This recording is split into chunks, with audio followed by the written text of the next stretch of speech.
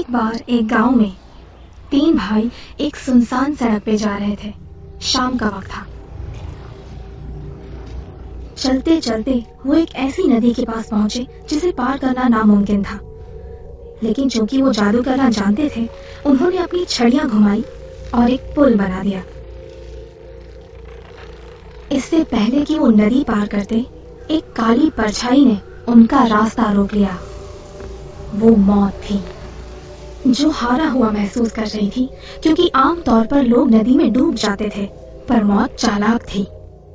उसने उनकी सफलता पे उन्हें बधाई दी और कहा कि वो उन्हें तोहफे देना चाहती है, क्योंकि वो उसके हाथों से फिसल गए।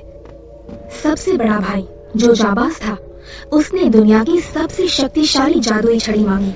मौत ने तुरंत ही पास खड़े एल्डर पेड़ से तोड़ के उसके लिए वो छड़ी बना दी। दूसरा भाई घमंडी था। उसने तय किया कि वो मौत को और भी नीचा दिखाएगा, इसलिए उसने मरे हुए लोगों को कब्र से वापस बुलाने की शक्ति मांगी। मौत ने तुरंत नदी की तह से निकालकर एक पत्थर उसे दे दिया।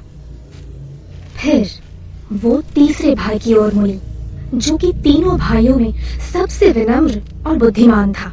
उसने मौत पे भरोसा नहीं किया और एक ऐसी चीज मांगी जिसके रहते वो किसी की नजर में ना आए, और ना चाहते हुए भी मौत को उसे अपना अदृश्य जोगा देना पड़ा। उसके बाद मौत ने उनका रास्ता छोड़ दिया और तीनों भाई अपने अपने रास्ते निकल पड़े। पहला भाई दूर एक गांव में गया, जहां एल्डर छड़ी की मदद से उसने एक जादूगर को मार दिया, जो उसका पुराना दुश्मन था। एल्डर छड़ी से मिली ताकत की नशे में चूर वो एक सराय में पहुंचा और अपने अमर होने की शेखी बघारने लगा।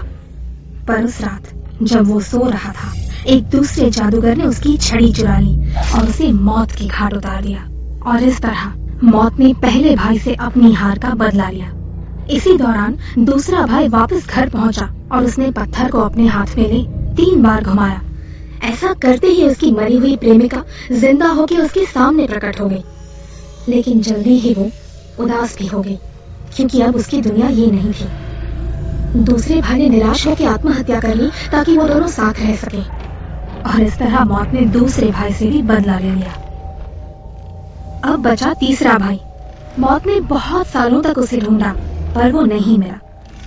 कई सालों बाद जब वो बहुत बूढ़ा हो गया, तो उसने खुद वो अदृश्य जोगा उतारकर अपने बेटे को दे दिया, और एक पुराने दोस्त की तरह उसने मौत को गले से लगाया और उसके साथ चला गया।